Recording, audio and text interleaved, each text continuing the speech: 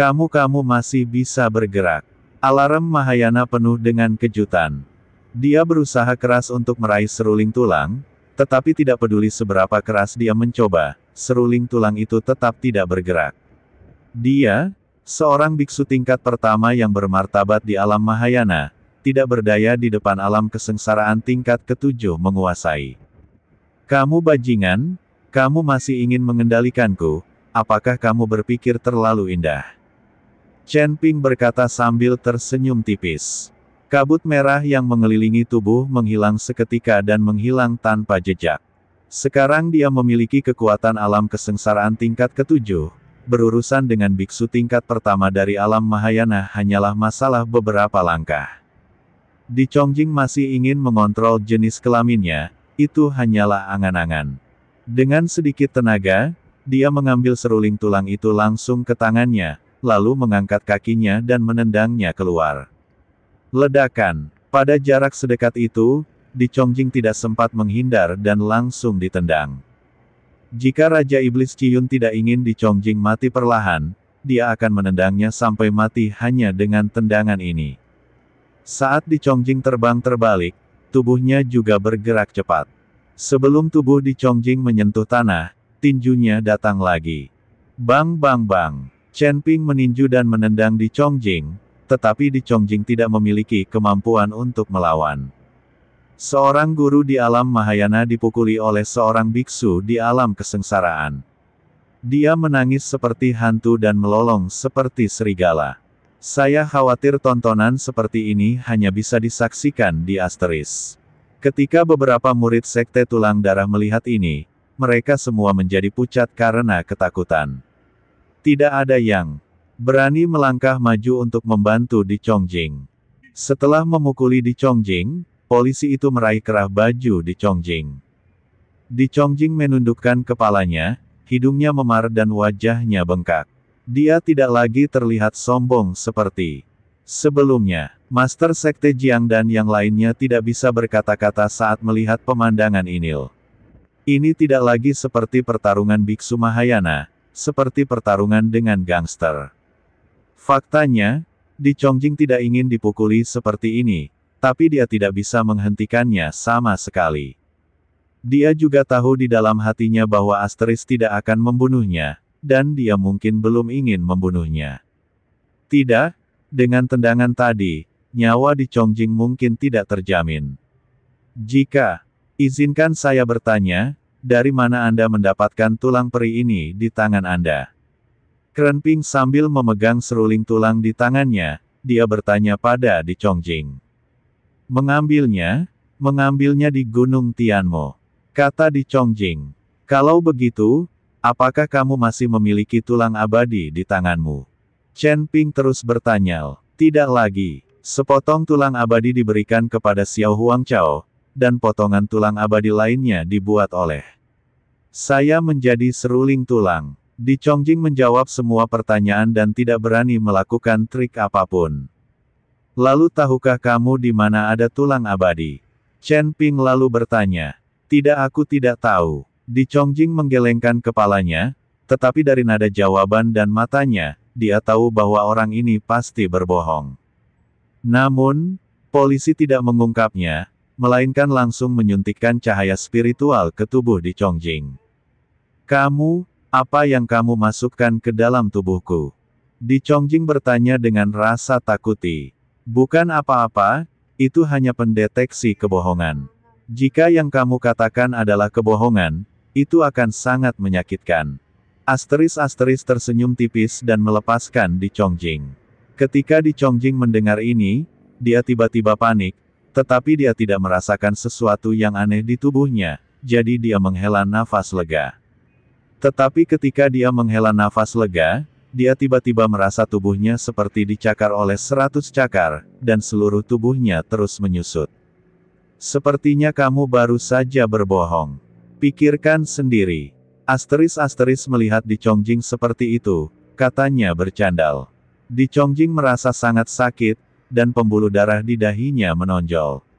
Setelah mengertakkan gigi dan bertahan sejenak, Di Chongling buru-buru berkata, saya tahu, masih ada beberapa potong tulang abadi di tangan kakak tertua dan kedua.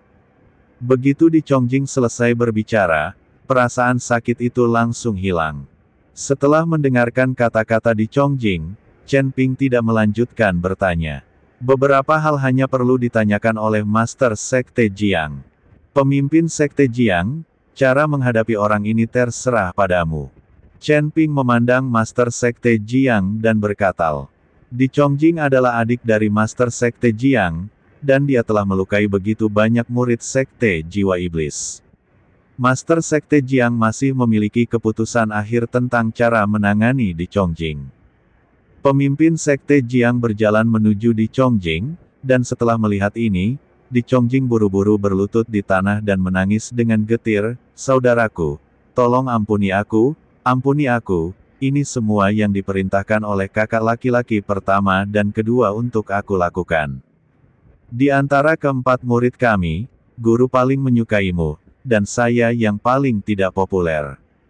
Kekuatanku juga yang terburuk, dan bakatku juga yang terburuk.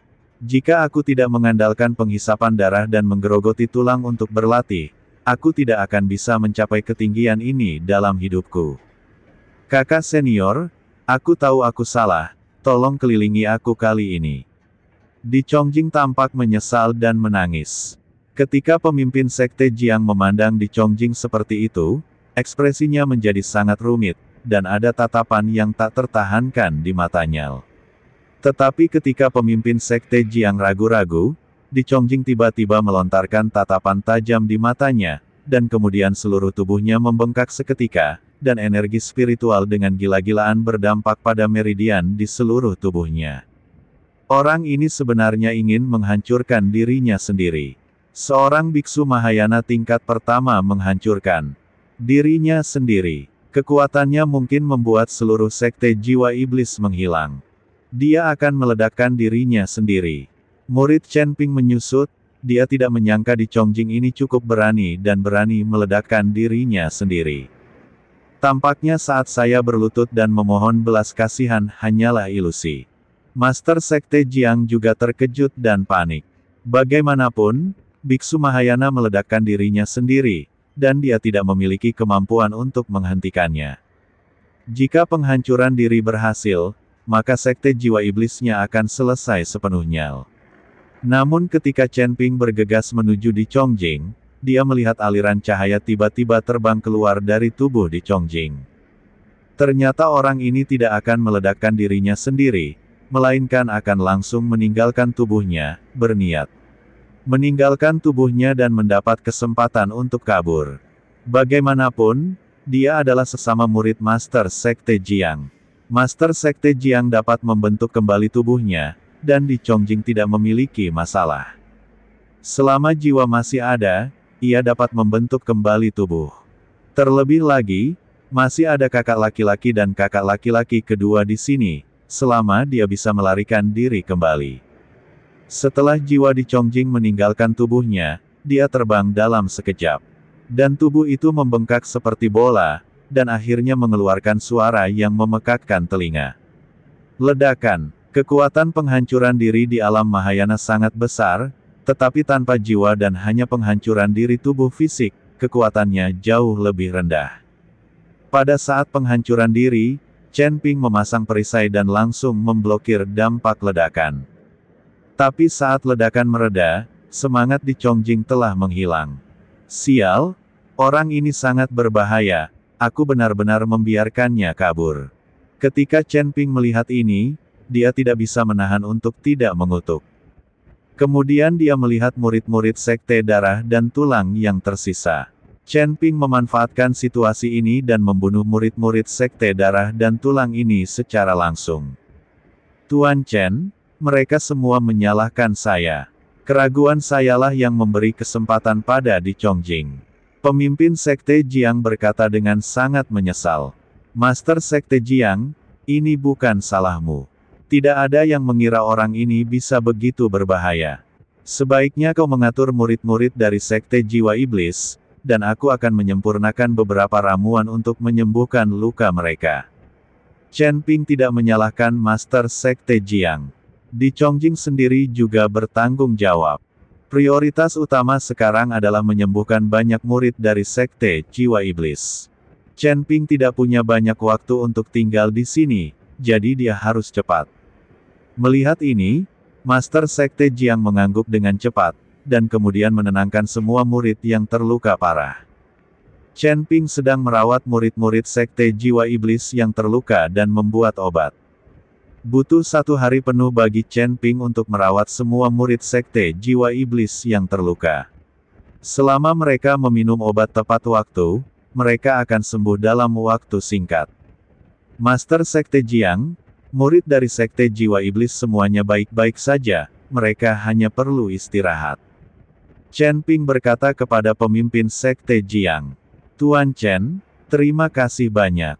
Jika bukan karena Anda, Sekte Jiwa Iblis saya mungkin akan hancur. Pemimpin Sekte Jiang berkata dengan penuh rasa terima kasih. Master Sekte Jiang, ini hanya sedikit usaha. Saya baru saja gagal membunuh di Chongjing. Saya khawatir dia akan kembali merepotkan Anda di masa depan. Kata Chen Ping. Setelah mendengar ini, pemimpin Sekte Jiang tampak sedikit kesepian, dan menghela nafas pelan. Saya tidak menyangka kakak senior dan kakak kedua akan bergabung dengan di Chongjing. Mereka melanggar sumpah mereka kepada guru. Saya juga minta maaf, guru. Lagi pula, saya tidak bisa menahan keinginan untuk mencapai dunia nyata. Pemimpin Sekte Jiang, apa yang sebenarnya terjadi? Bagaimana saudara-saudaramu bisa saling bermusuhan? Chen Ping bertanya dengan rasa ingin tahu. Tuan Chen, ceritanya panjang. Kita semua beribadah di bawah guru yang sama sebelumnya. Guru kita juga merupakan iblis terkenal di dunia para dewa dan manusia. Sangat disayangkan ketika saya akhirnya dipromosikan ke alam abadi, saya terluka oleh kesengsaraan guntur dan gagal mengatasi kesengsaraan. Saya tidak punya pilihan selain menghilang dan mati. Tetapi sebelum kita mati, guru memberitahu kita untuk tidak menggunakan keterampilan jahat yang kita pelajari untuk berlatih. Meskipun latihan menghisap darah dan menggerogoti tulang dapat dengan cepat meningkatkan kultivasi kita, metode latihan ini membuat fondasi tidak stabil. Semakin jauh kita melangkah, semakin banyak semakin besar peluangnya. Kami semua berjanji kepada guru bahwa kami tidak akan pernah menggunakan keterampilan jahat untuk berlatih, tetapi kemudian di Chongjing tidak menaati guru dan mendirikan sekte darah dan tulang.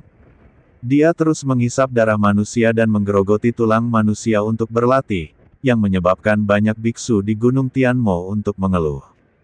Saya tidak punya pilihan selain bersatu dengan biksu lain untuk memburu di Chongjing, tapi sayangnya dia melarikan diri ke dinasti Xiao di wilayah barat dan bersembunyi.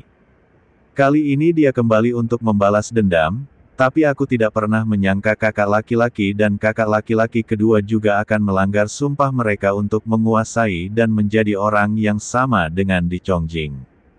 Master Sekte Jiang terlihat sangat tertekan. Terlihat bahwa dia sangat terkejut dan sedih atas apa yang telah dilakukan kakak laki-lakinya dan kakak laki-lakinya yang kedua. Master Sekte Jiang, setiap orang memiliki ambisinya masing-masing. Kita tidak dapat mengontrol bagaimana orang lain ingin berlatih. Tapi tahukah kamu di mana kakak laki-laki dan kakak laki-laki kedua kamu berada? Chen Ping bertanya. Aku tidak begitu yakin, tapi mereka seharusnya tetap berada di tempat kita biasa berlatih bersama. Lagi pula, mereka paling akrab dengannya. Setelah pemimpin Sekte Jiang selesai berbicara, dia melihat ke arah Chen Ping dan bertanya, Tuan Chen, apakah Anda akan menemukannya? Jangan sekarang. Aku akan ke kota Nanjing.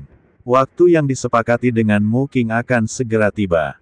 Saat aku berurusan dengan Mu Qing, aku akan datang ke pemimpin Sekte Jiang dan membawaku mencari dua kakak laki-lakimu. Chen Ping tidak punya waktu untuk pergi sekarang, dia masih harus bersaing dengan Mu Qing. Tidak masalah, Tuan Chen seharusnya menuju tulang abadi, kan? Pemimpin Sekte Jiang tahu bahwa Chen Ping pasti sedang menuju tulang abadi. Ketika dia menangkap di Chongjing, Chen Ping terus bertanya tentang tulang abadi. Chen Ping hanya mengangguk dan tidak berkata apa-apa. Setelah menjelaskan beberapa patah kata kepada Zeyan, Chen Ping mengikuti Ji Yun di pesawat dan meninggalkan Sekte Jiwa Iblis menuju kota Nanju. Di hutan lebat di Gunung Tianmo, ada sebidang tanah putih yang luas, namun ketika saya mendekat, saya menyadari bahwa tanah putih itu bukanlah tanah, melainkan tulang belulang. Kawasan ini dikelilingi hutan lebat seluas puluhan mil. Aura jahat memenuhi area ini, dan tidak ada monster dalam jarak 100 mil dari area ini. Melihat ke bawah dari ketinggian, Anda dapat melihat bahwa sebuah aula besar sebenarnya terbuat dari tulang-tulang yang ditumpuk tinggi, yang sangat menakutkan dan membuat bulu kuduk berdiri. Mengerikan.